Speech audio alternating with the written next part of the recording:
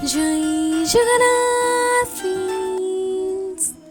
श्रावण मास होछि भगवान शिवं को उत्सर्गीकृत एक पवित्र मास एवं श्रावण मासरे भगवान शिवं को पूजा करने पई अत्यंत शक्तिशाली दिन होछि श्रावण सोमवार। कारण मास मध्यरे श्रावण एवं समस्त बार मध्यरे सोमवार भगवान शिव शंकरंकर अत्यंत प्रिय।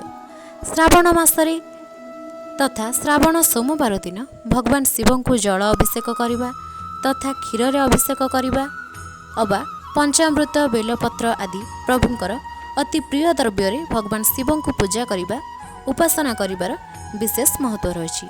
भक्त माने एही दिन उपवास नामजप शिव महिमा श्रवण आदि कार्य करने द्वारा भगवान शिवंकर अशेष कृपा प्राप्ति होइथाय बोली विश्वास रही।